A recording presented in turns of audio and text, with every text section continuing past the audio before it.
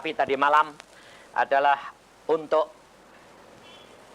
businessman, tapi bukan full gospel, tetapi orang-orang pengerja-pengerja yang diundang adalah 50% lebih adalah bukan Kristen.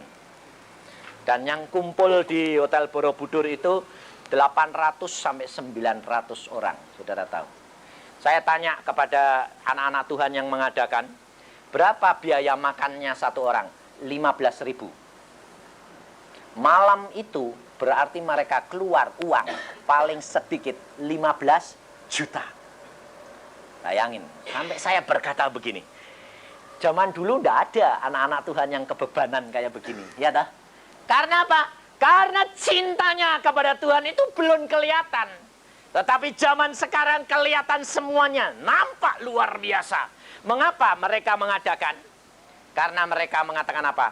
Apa yang kami punyai, Pak Yusa, kami ingin mereka punyai. Kami mengundang mereka bukan karena ingin relasi. Sebabnya apa? Yang undang itu direktur-direktur top. Mereka orang yang kaya-kaya. Tapi mereka sudah mengenal akan Yesus. Dan mereka mengenal akan damai sejahtera yang dipunyain oleh mereka. Dan mereka berkata apa? Aku ingin saudara-saudaraku yang tidak mengenal Yesus mengalami seperti yang aku alami. Maka pada malam hari itu ada dua kesaksian. Satu daripada seorang insinyur juga. Dia kena serangan jantung. Dan dua salurannya sudah tertutup. Tertutup. Dan hidupnya tinggal 40%. Padahal dia seorang masih muda. Dan dia karirnya sedang menanjak. Dan selalu berhasil. Tetapi pada waktu dia kena serangan sekali, dia sudah divonis mati. Dokter tidak dapat berbuat apa-apa. Dan dokter mengatakan, umurmu tinggal 3 bulan. Kira-kira kalau saudara punya umur tinggal 3 bulan, yang dikerjakan apa? Hah? Yang dikerjakan apa kalau umur saudara sudah divonis tinggal 3 bulan? Pesen-pesen toh? Nggak sempet pesen-pesen. Kenapa? Susah, nangis terus. Menangis, menangis, menangis. Ini seorang insinyur, ini bukan anak Tuhan. Tetapi pada waktu kecil dia sekolah. Terus sampai SMA lulus di sekolahan Kristen. Dan dia mengenal Yesus itu hanya sebagai satu agama. Pelajaran. Di mana dia belajar, kalau tidak dapat angka baik, tidak naik kelas. Jadi dia belajar. Dia hanya belajar, dia hanya belajar. Tetapi pada waktu dia mengalami serangan, apa yang dia berbuat, saudara? Di dalam saat dia sudah divonis dokter, dia sudah tidak dapat berjalan, dia berkata, Yesus, dia teringat pelajaran di SMA, di SMP. Dia berkata, Yesus, kalau engkau ada, tolong saya. Dan berikan aku kesempatan. Dan dia mendapatkan kesempatan. Pada waktu dia harus pergi ke Amerika untuk dioperasi, Tuhan jamah. Di mana? Di dalam persekutuan. Jadi tidak di Amerika, masih di Surabaya. Persekutuan kecil, pada waktu puji-pujian dinaikkan, dia dijamah oleh Roh Al-Kudus. Seluruh tubuhnya bergetar. Dan pada saat itu, dia mendapatkan kesembuhan yang total. Bukan kesembuhan separuh. Bukan di bypass jantungnya. Total, sempurna. Dan pada waktu dia tetap pergi ke Amerika untuk dicek, semua bahan dari Indonesia dibawa, kemudian ditunjukkan, lalu diperiksa lagi.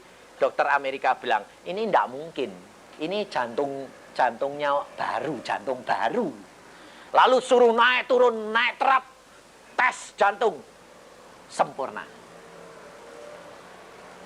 Maka dari itu, saudara, kalau engkau dalam persekutuan, jangan lewatkan kesempatan. Karena kesempatan ini tidak semua orang dapat. Kalau sudah musibah datang, baru teriak-teriak.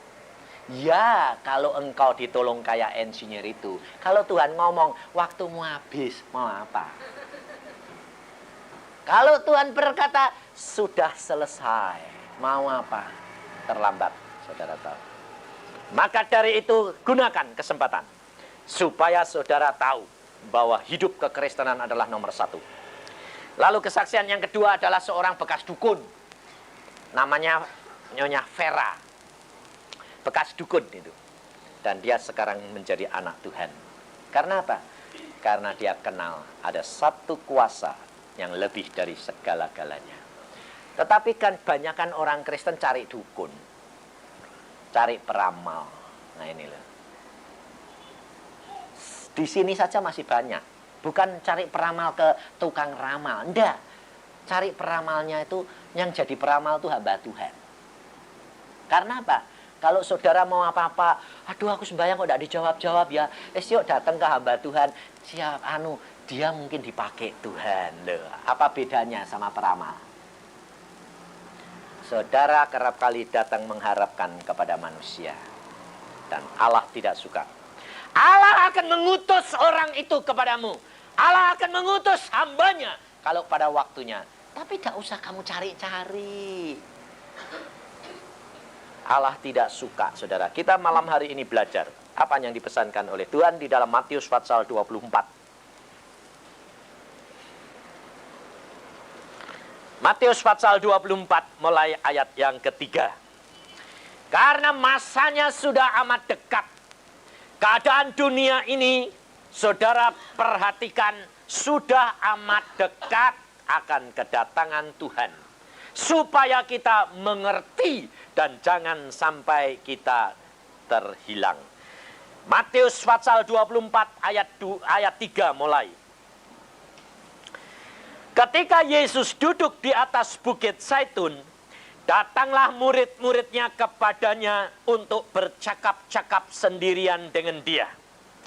Kata mereka, katakanlah kepada kami, bila manakah itu akan terjadi?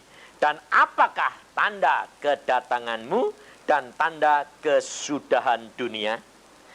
Jawab Yesus kepada mereka, waspadalah supaya jangan ada orang yang menyesatkan kamu. Sebab banyak orang akan datang dengan memakai namaku dan berkata, akulah Mesias, dan mereka akan menyesatkan banyak orang. Sampai di sini lebih dahulu. Kalau Tuhan Yesus di atas bukit Zaitun bersama dengan murid-muridnya, Tuhan berkata kepada murid-muridnya bahwa Yerusalem, bait Allah yang demikian indah, Yesus berkata, ada waktunya dan pasti akan terjadi. Tidak sebuah batu akan tersusun di batu yang lain.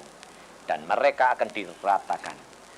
Saudara perhatikan, Yesus berkata 2000 tahun yang lalu. Yerusalem, bait Allah, sekarang tidak ada. Yang ada adalah masjid. Sudah rata dengan tanah. Dan tidak ada sebuah batu pun yang tersusun dengan batu yang lain. Firman Tuhan sudah digenapi. Tetapi Yesus belum mengatakan, tidak mengatakan sudah selesai. Tidak, itu baru tanda-tanda permulaan. Kemudian dia berkata, waspadalah. Artinya saudara harus berjaga-jaga. Mengapa? Karena banyak orang akan mengatakan bahwa dia Mesias. Jangan saudara terpancing oleh keadaan kata-kata Tuhan Yesus ini. Lalu dikatakan ada orang berkata, aku Yesus. Tidak. Tetapi orang itu dapat sebagai seorang hamba Tuhan. Tetapi dia mengatakan, ada pesan. Tuhan tadi pesan. Tuhan berkata. Hati-hati. Dan kalau hamba Tuhan itu hidupnya suci, lalu hidupnya kelihatan saleh, saudara percaya enggak? Hah? Percaya toh? Hati-hati. Yesus berkata, waspada. Ada seorang di negara barat, rumahnya indah, dicat putih, serba putih semuanya. Lalu kelihatannya saleh. Lalu setiap tetangganya tidak tahu dia hidupnya bagaimana.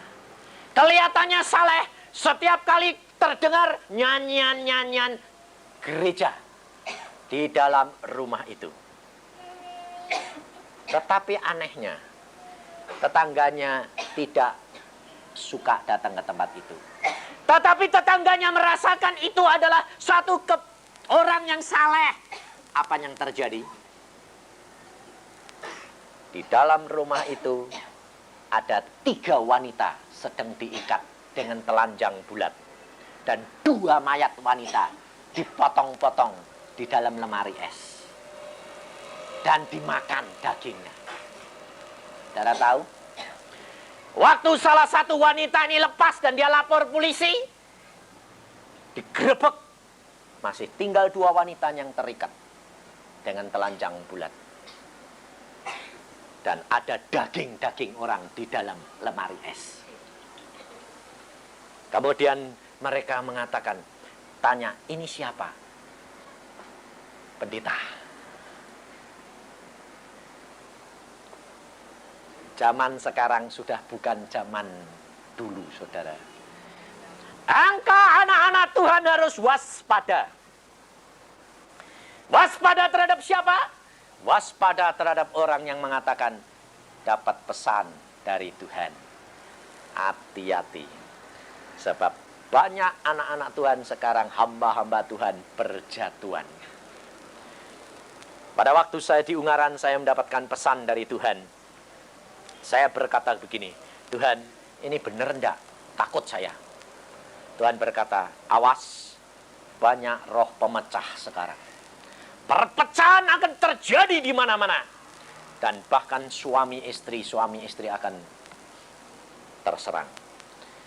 Jadi kalau saudara dengar, ada anak Tuhan yang cinta Tuhan, lalu dapat karunia-karunia dan kuasa, lalu sekarang pada lari sendiri-sendiri, jangan kaget. Kalau ada hamba Tuhan, saya tadi baru bicara sama Monica di kereta api. Karena kita sama-sama dari Jakarta, karena ketemu di Jakarta. Dia berkata apa? Ada hamba Tuhan yang besar, Om. Bahkan dia dipakai Tuhan luar biasa di Amerika. Sekarang dia jatuh dengan sekretarisnya. Saudara tahu. Dan terjadi perpecahan. Ini blok, ini benar.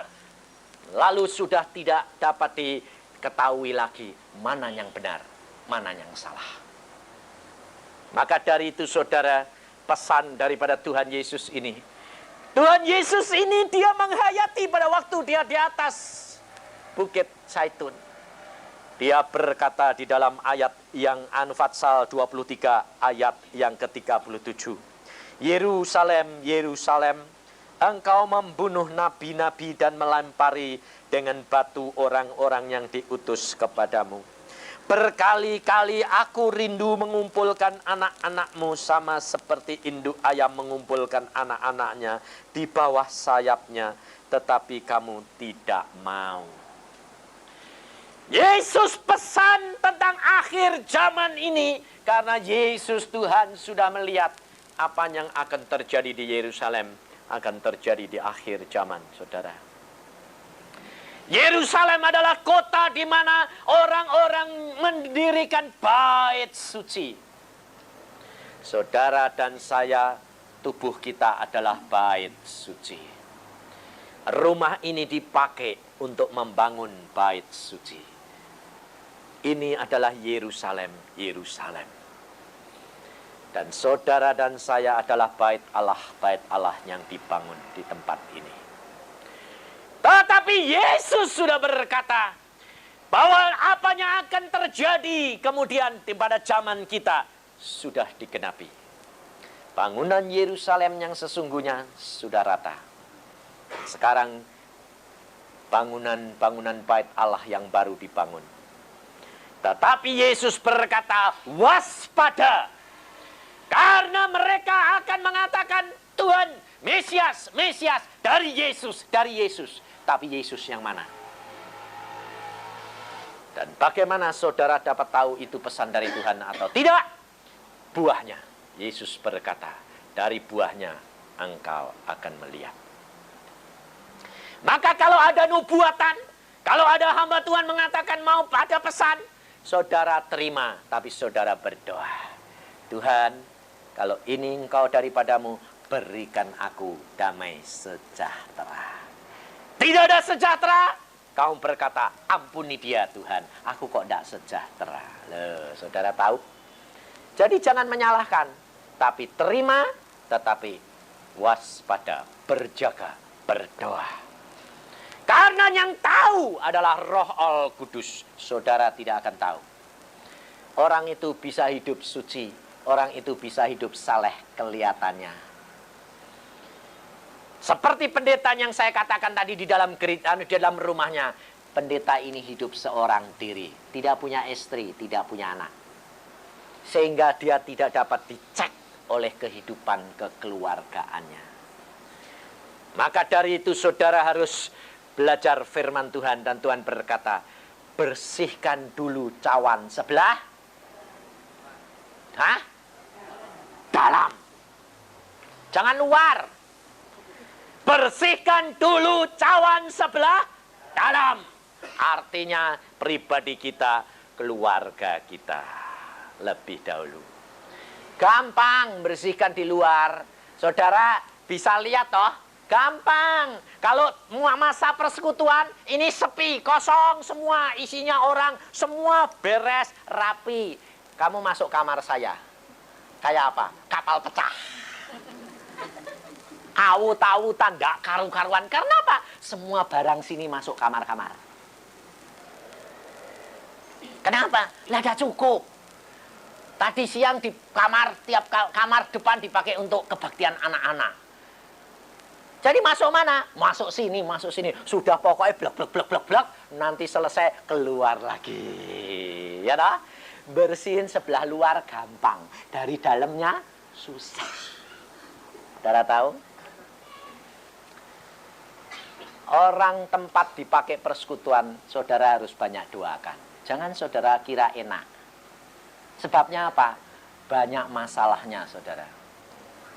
Maka di dalam keluarga kami, setiap Sabtu doa puasa seluruhnya. Sampai pembantu turut puasa. Nah, saya cuma tidak tahu anjing saya turut dikasih puasa apa enggak. Tapi puasanya itu dengan sendirinya, saudara. Bukan dipaksakan. Tetapi kerinduan hati. Ini loh. Kalau engkau melakukan firman Tuhan, maka firman Tuhan, damai sejahtera, sukacita akan mengalir sendiri. Orang lain akan ikut. Tidak usah dipaksa-paksa.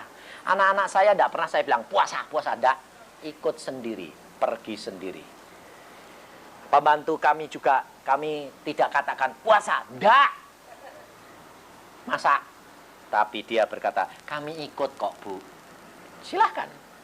Dengan kerelaan. Inilah saudara. Hidup kekristenan tidak ada paksaan. Tetapi Yesus mengajar kita belajar. Waspada. Firman Tuhan berkata, ada orang-orang yang mengaku Mesias. Apa bedanya kalau orang itu bernubuat? Lalu dia memakai nama Yesus. Ini pesan Tuhan adalah untuk akhir zaman, sama dengan orang-orang begitu. Karena apa? Ternyata sekarang yang mengatakan dirinya dipakai Tuhan, dia jatuh juga. Karena apa? Dia dengar firman Tuhan. Mengatakan, aku harus dengan dia, dengan suamiku. Tidak cocok. Pergi sama orang. Suaminya bilang, dia pergi, aku ya pergi sama orang. Bayangin, saudara.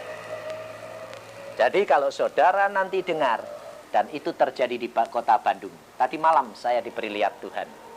Saudara jangan terpengaruh oleh berita-berita itu. Saya tadi malam tidak bisa tidur. Karena dilihatkan ladang Tuhan yang menguning luar biasa. Dan saya lihat anak Tuhan itu sedang membakar ladang Tuhan yang sedang menguning. Pada waktu itu saya kaget luar biasa. Tuhan, ini kan anakmu. Saya tahu persis anak ini. Karena ini anakmu. Dan yang peka dipakai Tuhan. Bernubuat dipakai Tuhan untuk mengatakan yang benar. Saya lihat dia membakar ladang Tuhan. 4 sudut dibakar. Supaya semuanya terbakar. Tapi saya melihat kuasa Allah. Setiap kali dia membakar, diliputi oleh satu lapisan kaca. Sehingga yang terbakar satu tempat itu, satu tempat sana. Yang tengah semua tidak. Saya berkata, puji Tuhan. Allahku tetap Allah yang kuasa. Dia tidak akan membiarkan anak-anaknya dikorbankan karena satu orang yang jatuh. Maka dari itu saudara, engkau jangan terpengaruh. Jangan kaget. Apapun boleh terjadi. Pribadi demi pribadi hidup dengan Yesus. Hidup zaman sekarang harus hidup dalam kekudusan, kesucian. Tanpa kekudusan dan kesucian, engkau tidak akan dapat memenangkan. Karena apa? Karena kehidupan sekarang, firman Tuhan sudah pesan kepada kita. Di dalam ayat selanjutnya Tuhan berkata, Akulah Mesias dan mereka akan menyesatkan banyak orang. Kamu akan mendengar deru perang dan kabar-kabar tentang perang. Namun berawas-awaslah, jangan kamu gelisah, sebab semuanya itu harus terjadi. Tetapi itu belum kesudahannya, sebab bangsa akan bangkit melawan bangsa dan kerajaan melawan kerajaan. Akan ada kelaparan dan gempa bumi di berbagai tempat. Akan tetapi semuanya itu barulah permulaan penderitaan menjelang zaman akhir.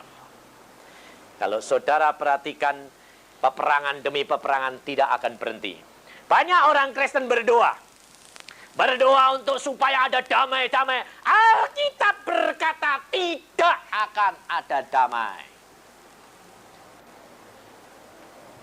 Peperangan harus terjadi. Kelaparan harus terjadi. Tapi bukan berarti lalu saudara berkata, ya terus perang. Kelaparan biar terjadi. Tidak, saudara harus ambil bagian. Supaya saudara tidak masuk di dalam kesengsaraan yang bukan bagianmu. Peperangan, kelaparan, itu bukan bagian daripada orang Kristen. Akibat peperangan bukan bagian orang Kristen. Itu melanda dunia. Tapi anak Tuhan tetap dilindungi. Karena firman Tuhan berkata apa? 1000 orang boleh rebah di sebelah kananmu, 10.000 di sebelah kirimu, tidak akan menimpa engkau. Ini loh saudara. Ini hidup kekristenan. Kita kerap kali orang Kristen terbuai dan ditipu oleh setan. Karena apa? Alkitab sudah ngomong. Ada perang, ada kelaparan. Jadi kalau kamu kelaparan, ucapkan syukur. Tidak apa-apa. Salah. Yesus berkata, aku datang memberikan domba-dombaku hidup berkelimpahan. Biarpun malapetaka, sakit penyakit sampar sekalipun tidak akan melimpah engkau apabila engkau laburkan darah Yesus di ambang pintu. Apa artinya? Apabila darah Yesus selalu engkau laburkan di dalam pintu hatimu, pintu pikiranmu, maka engkau tidak akan mengalami segala perkara itu. Kelaparan yang melanda dunia tidak akan melanda engkau. Resesi boleh, perdagangan sulit boleh, peperangan terjadi boleh, anak Tuhan tetap dipelihara. Maka dari itu saudara harus percaya. Tetapi ada masanya. Kapan engkau akan menderita? Nanti kita lihat. Ada masanya. Sekarang ini gempa bumi di mana-mana belum pernah terjadi sehebat zaman kita ini. Luar biasa gempa bumi. Kelaparan sekarang ini luar biasa melanda Afrika. Sampai dunia PBB menggerakkan orang mengumpulkan dana untuk orang-orang yang lapar. Tapi dana itu tetap diselewengkan. Yang lapar tetap lapar, tapi anak Tuhan tetap dipeliharakan. Luar biasa. Sebab apa? Sebab Alkitab yang jamin. Tepung segegenggam, minyak sebotol tidak akan habis. Kalau saudara percaya, maka dari itu. Memang ada waktunya kapan kami akan menderita. Dalam ayat yang ke-9. Pada waktu itu kamu akan diserahkan supaya diseksa. Loh, ada waktunya sendiri buat saudara dan saya. Pada waktu itu, jadi kalau ini semuanya sudah digenapi semuanya, gempa bumi, peperangan semua sudah genap, sekarang waktunya akan tiba. Untuk siapa? Anak-anak Tuhan. Artinya antikris akan datang. Pada waktu itu kamu akan diserahkan supaya, kalau antikris ini sudah diizinkan oleh Tuhan bekerja. Dan ini harus dialami setiap anak Tuhan. Dan saudara dan saya harus siap-siap. Bagaimana kita dapat menang? Dan kamu akan dibunuh. Loh, harus rela untuk mati. Dan akan dibenci semua bangsa oleh karena namaku. Artinya antikris ini tidak hanya melanda satu negara, tapi seluruh dunia. Jadi kalau ada bencana, ada anti sedikit-sedikit, belum. Akan melanda seluruh dunia. Dan pada waktu itu, saudara harus tahu, waktuku pulang sudah tiba. Kalau saudara ditangkap, saudara harus berkata gini, puji Tuhan, sebentar lagi pulang. Kalau saudara lalu mikir, wah aku nanti diapain ya? Aku diseksa, aku dicambuk, aku nanti dipotong lidahku, jariku. Saudara belum bayangin, nanti saudara akan rugi. Sebab Yesus di dalam Taman Getsemani Tuhan sudah berkata dan sudah memberikan contoh. Dia Allah sendiri, tetapi di Taman Getsemani pada waktu dia membayangkan, karena disodorin oleh iblis. Kau akan disiksa, kau akan ditelanjangi, kau akan diludahi, kau akan dikasih mahkota duri. Dia membayangkan peluhnya keluar seperti darah. Kenapa? Karena pikiran dia dan daging dia dan roh dia bertentangan. Dia harus melawan, menyangkal diri. Dia harus nurut kepada bapaknya. Tetapi pikirannya membayangkan penderitaan. Tidak kuat. Sampai dia akhirnya berteriak, Bapak, jikalau boleh ini lewat daripadaku. Saudara jangan coba-coba membayangkan apa yang akan terjadi. Itu harus dimulai sekarang, dibelajar. Jangan coba-coba membayangkan bagaimana saudara akan jatuh. Tetapi percayakan, kalau engkau sudah masanya ditangkap, percayakan.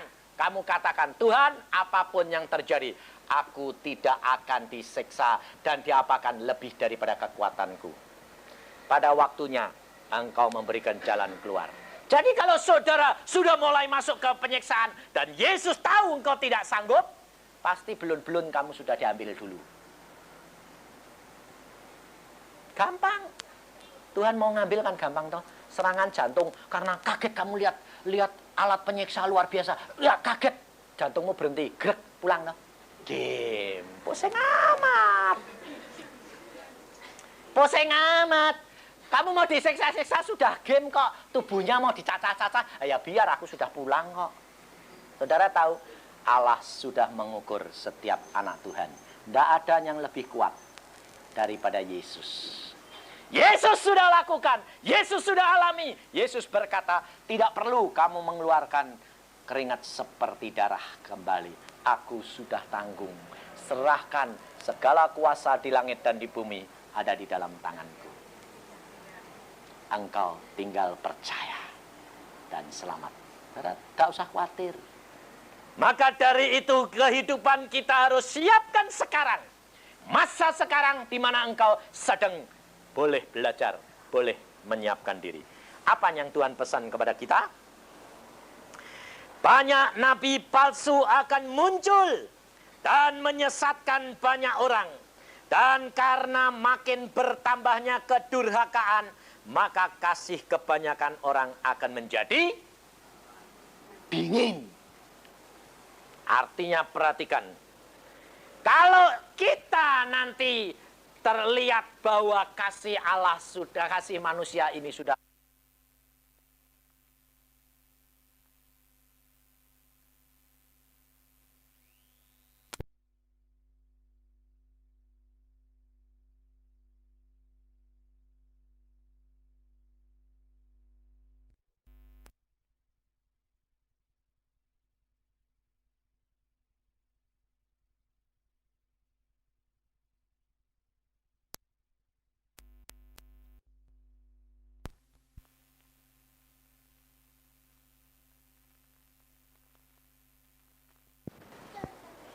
karena apa? Kedurhakaan yang merajalela.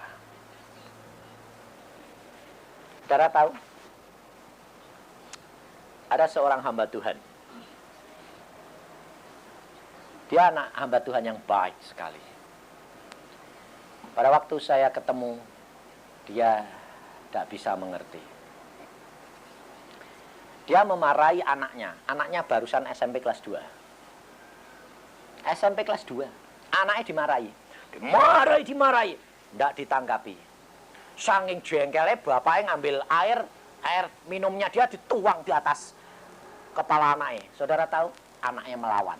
Kelahi bapaknya sama anaknya. Bapaknya saking jengkelnya anaknya ditekek mau dibunuh. Tangannya bapaknya diputus sama anaknya. Saudara tahu? Anak Tuhan, hamba Tuhan. Zaman sekarang, hati-hati, roh perpecahan sudah merajalela di mana-mana. Bukan yang bertindak begitu, bukan orang tuanya, tapi ada nafsu yang lain yang dorong. Anaknya berani sama orang tua, bukan anak itu, tapi ada roh yang lain yang mendorong untuk melawan. Saudara tahu? Maka dari itu saudara harus hati-hati. Rahasia kemenangannya di mana? Yesus berkata ayat 13, tetapi orang yang bertahan sampai pada kesudahannya akan selamat. Rahasianya di ayat 13. Kalau dunia mengatakan angka 13 itu angka sial, justru ini angka 13 itu kuncinya. Saudara tahu. Kuncinya apa? Barang siapa bertahan sampai ke akhir, dia selamat. Bagaimana saudara bisa bertahan? Tidak mampu kalau saudara tidak melekat di dalam Yesus. Yesus sudah berkata melalui Rasul Paulus. Paulus berkata apa? Aku cakap menanggung segala perkara di dalam Yesus. Yesus berkata, jikalau engkau di dalam aku, kata Yesus, firmanku di dalam kamu, minta apa saja, engkau akan diberi. Kau minta kekuatan, kau minta kepekaan, engkau minta kuasa untuk dapat menanggung segala derita. Dapat, asalkan engkau di dalam Yesus. Bagaimana caranya bisa di dalam Yesus? Banyak melekat berdoa, banyak melakukan firman. Baca firman, lakukan. Engkau melakukan firman, engkau di dalam firman. Yesus adalah firman, engkau di dalam firman. Kalau engkau melakukan firman, engkau di dalam firman. Di dalam Yesus.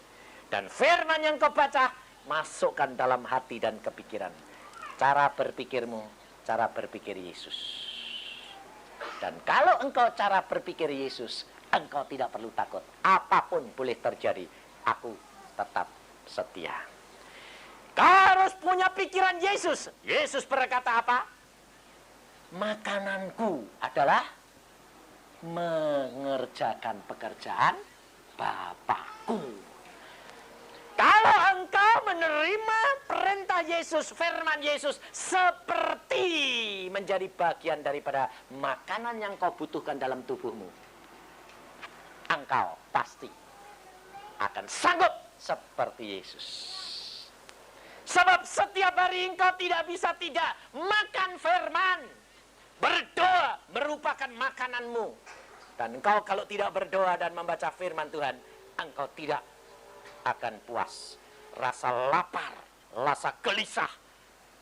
Kalau sampai hal itu sudah mendarah daging, merupakan makanan, kau sanggup melakukan segala perkara. Ini perlu latihan, saudara. Anak kita yang kecil, kalau tidak suka makan, saudara paksa makan tidak? Saudara paksakan untuk makan.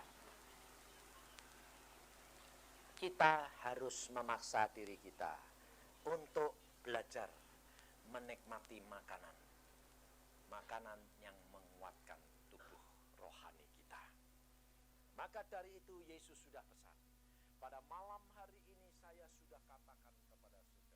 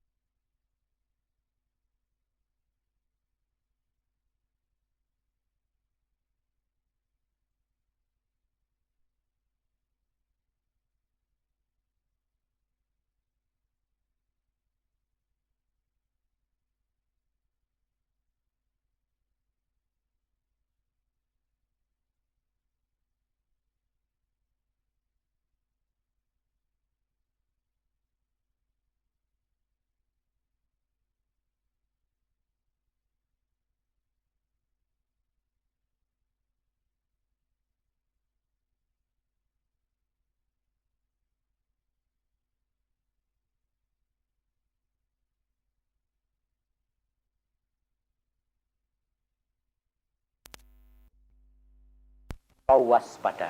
Supaya menggunakan fungsi daripada penolong kita. Supaya apa? Supaya kita terhindar daripada pencobaan yang melanda dunia ini. Di dalam Wahyu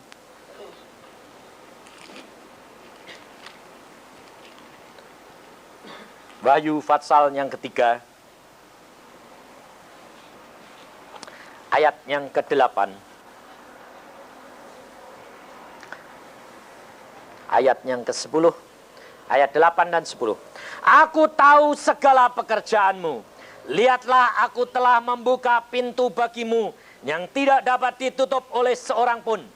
Aku tahu bahwa kekuatanmu tidak seberapa. Namun engkau menuruti firmanku dan engkau tidak menyangkal namaku. Ayat 10. Karena engkau menuruti firmanku untuk tekun menantikan aku, maka aku pun akan melindungi engkau dari hari pencobaan yang akan datang atas seluruh dunia untuk mencobai mereka. Jelas sekali Tuhan Yesus pesan kepada kita. Turuti firman, lakukan. Tekun menantikan dia, engkau pasti cakap. Selamat. Karena Yesus yang pesan sendiri. Maka dari itu saudara, jangan takut, jangan khawatir, jangan terpengaruh oleh apa yang kau dengar, apa yang kau lihat. Boleh hamba Tuhan jatuh, engkau jangan jatuh. Kuasamu tidak seberapa seperti hamba Tuhan itu punya kuasa. Kau tidak punya? Yesus berkata, aku tahu kamu punya kuasa sedikit. Tetapi nurut firman, tinggal di dalam dia, itu yang utama. Jangan cari kuasa. Kuasa belum tidak jamin saudara selamat. Firman, lakukan, turuti. Nantikan Yesus, engkau akan selamat. Amin. Mari kita berdoa.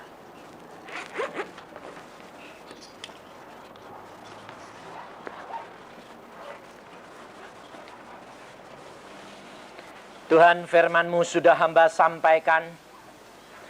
Kalau pada malam hari ini engkau peringatkan anak-anak-Mu untuk berjaga dan berdoa, berwaspada. Tetapi hamba tahu banyak anak-anak-Mu yang belum membaca firman Tuhan dan berdoa seperti makanan yang kita butuhkan untuk tubuh kita masing-masing. Tetapi malam hari ini engkau ingatkan anak-anak-Mu Tuhan, untuk supaya melatih diri, menyangkal diri, untuk melakukan perkara itu sampai merupakan satu makanan bagi kami. Melakukan firman Tuhan, berdoa dan membacanya. Dan hamba-Mu percaya barang siapa mendengar dan menurut, ia akan engkau lindungi, engkau peliharakan, engkau lepaskan daripada pencobaan yang melanda dunia ini. Apapun boleh terjadi, Yesus beserta dengan kita sampai kesudahan alam. Terima kasih akan jaminan-Mu Tuhan. Kami tahu bahwa Engkau adalah jaminan bagi kami. Dan firman-Mu ya dan amin. Dan kami ikat segala kuasa gelap. Jangan mencuri akan firman Tuhan ini. Dan tetap tinggal di dalam kami. Dan kami di dalam firman-Mu. Supaya nama Tuhan dimuliakan di dalam kami. Dalam nama Tuhan Yesus kami mengucap syukur semua perkara ini. Amin.